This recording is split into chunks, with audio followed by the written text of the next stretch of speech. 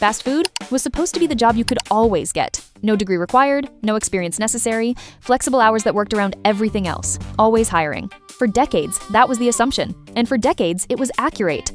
That assumption is now over. Fast food jobs are not disappearing overnight, but they are fading quietly, one unfilled position at a time, one canceled shift at a time, one automated station at a time. And what matters is not just what is happening inside the industry. It is what the disappearance of this safety net means for everyone else. This is part of our Collapse series. By the end of this video, you will understand why the labor market's last reliable entry point is closing, why it is not coming back, and why that matters, even if you have never worked a fast food shift in your life. Stay with me.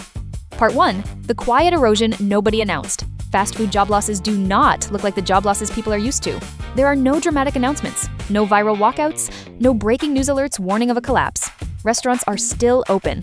Drive-through lines still back up during lunch rushes. From the outside, everything looks normal. That is exactly why this is easy to miss. What is actually happening is a slow contraction of the workforce. Fast food companies are deliberately operating with fewer employees than they once needed, and they are doing it without saying so.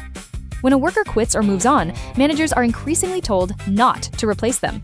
Instead, remaining workers absorb the workload. Schedules get tighter, shifts get shorter.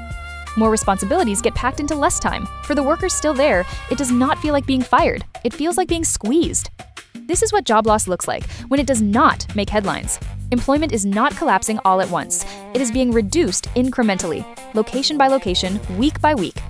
A store that once needed 12 people to function now runs with 9, then 8. Eventually, that becomes the new normal. Customer experience barely changes, at least at first. Orders still get filled. Delays get explained away as being short-staffed. What is missing is the realization that being short-staffed is no longer temporary. It is intentional. And by the time job seekers notice that fewer positions exist, the system has already moved on without them. Part 2. Why fast food was the safety net. To understand what is being lost, you have to understand what fast food actually provided to the American labor market. For most of the past 50 years, fast food served a function that no other industry could fully replicate. It was the first job, the fallback job. The flexible option for students balancing classes, parents managing childcare, and people trying to re-enter the workforce after a gap. No experience required, no degree.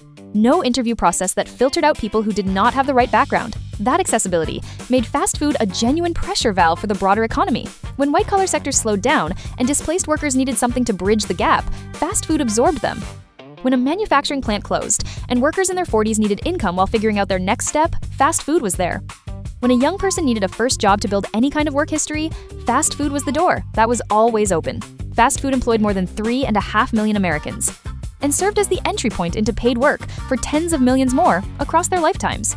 It was not just an industry, it was an infrastructure layer in the labor market that most people never thought about, precisely because it always worked. That role is now weakening. Not because people stopped eating fast food, not because the industry is failing, but because the economics of running a fast food restaurant no longer require the same number of human beings to produce the same output. And when a safety net weakens, the people who fall through are not the ones with the most options. They are the ones with the fewest. Part 3. The cost structure that broke the model. Fast food has always operated on thin margins. That model works when costs are predictable and volume is high. Over the past several years, nearly every major expense line has moved in the wrong direction simultaneously. Rent and commercial leases have reset higher in many markets. Insurance costs have risen sharply. Utilities remain volatile. Food inputs fluctuate more than they used to. The problem is not that any one cost increased. It is that all of them did at the same time. When pressure builds across the board, businesses are forced to make structural choices. In fast food, there are only a few levers available. Raising prices is one, but it has limits. Fast food depends on customers who are highly sensitive to price. Push menu prices too far, and people do not stop eating altogether. They just go less often. Volume slips quietly, and that puts even more pressure on margins. Cutting labor is the fastest lever to pull. Hours can be reduced immediately. Shifts can be consolidated. Fewer people can be scheduled without closing the doors. Then there is automation, and unlike price increases or labor cuts, automation does not reverse itself. Once systems are in place that allow a restaurant to operate with fewer employees, that becomes the permanent structure. Self-order kiosks do not get removed when conditions improve. Automated drink stations do not get replaced with human workers when a labor shortage eases. Once a role is automated out of the workflow, it stops existing. There is no recall list, there is no rebound phase. The job simply ceases to be available. And that is what makes this moment fundamentally different from every other cost cycle fast food has navigated before. Part 4, who gets hurt first? When fast food jobs disappear, the impact is not evenly distributed. The workers hurt first and hardest are the ones who relied on the industry, not as a long-term career, but as an entry point. A first step, a bridge, a temporary anchor, while something else came together. Entry-level workers feel it immediately. Fast food once offered accessible part-time work with minimal barriers. Now, there are fewer shifts available, and competition for those shifts is higher. Students who once relied on fast food to work around class schedules are finding that the flexibility that made those jobs attractive is gone. Leaner staffing means less accommodation for unpredictable availability. The job may still technically exist, but only for workers who can handle heavier workloads on less desirable schedules. For a student trying to earn money between classes or a parent trying to pick up hours around childcare, the window has narrowed significantly. Older workers face a different challenge. Many used fast food as a fallback after being displaced from physically demanding jobs or restructured out of corporate roles. Leaner staffing models leave little room for slower onboarding or adjustment periods. Efficiency is prioritized, and those who cannot immediately match pace find themselves quietly edged out. What is being lost here is not just income, it is access. Fast food played a unique structural role because it absorbed workers who did not fit neatly anywhere else. As automation reduces the need for human labor, those workers are not automatically moving into better jobs. They are facing longer searches, fewer options, and more financial instability.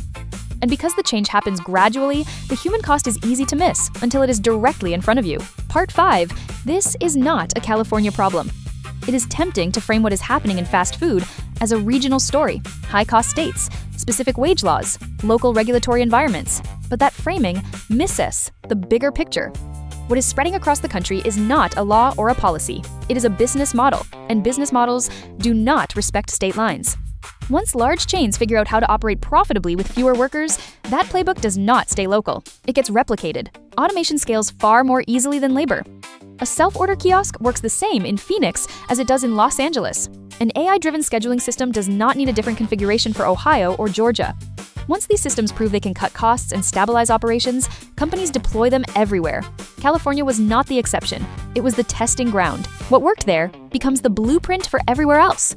There is also a competitive dynamic that accelerates this spread. When one chain reduces labor and maintains service quality, competitors are forced to follow. No company wants to be the last one paying for a level of staffing that its rivals have already eliminated. Efficiency becomes table stakes rather than a competitive advantage. This is how a local adjustment turns into a national standard, not through regulation, but through replication driven by competition. And once a standard sets in across an industry this large, rolling it back requires conditions that the current economic environment is not producing. The timeline from pilot program to industry standard is shorter now than it has ever been. What took decades in previous automation cycles is now taking years. Fast food is not disappearing. People will still buy quick meals. Restaurants will continue to operate. But the work behind the counter is changing in ways that are easy to miss and very hard to reverse. For the American labor market, this matters beyond the industry itself. Fast food was the floor, the option of last resort, the job that was always there when nothing else was. That floor is being lowered.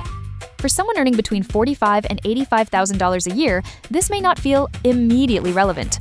But the question worth asking is not just about fast food. It is about what the disappearance of accessible, low-barrier employment means for the labor market as a whole. When the bottom of the labor market thins out, pressure moves upward. Workers who would have entered through fast food compete for other entry-level roles. Those other roles become more competitive. The entire system becomes less forgiving at every level, not just at the bottom. The structural shifts happening in fast food are the same forces operating across the broader economy. Automation deployed to reduce labor costs permanently. Hiring freezes that do not get reversed when conditions improve. A labor market that is becoming less accessible for anyone without specialized skills or prior credentials. Fast food made those forces visible because the change is happening in a place everyone can see. Every time you walk into a restaurant and order from a kiosk, you are looking at the new model. The question is whether you see it as a convenience or as a signal. The people navigating this most effectively are not the ones waiting for the old model to come back. They are the ones who see the structural change early and adjust their decisions before they are forced to. If you want to keep seeing these shifts explained clearly before the headlines catch up, subscribe to Next Gen Finance. Every week, we break down what the labor market is actually showing for workers in this income range. And drop it in the comments. Have you noticed fewer workers behind the counter at your local fast food over the past year? Or has someone in your family been affected by this shift? Drop it below. I read every single one. The next video in this series is already on your screen. I will see you there.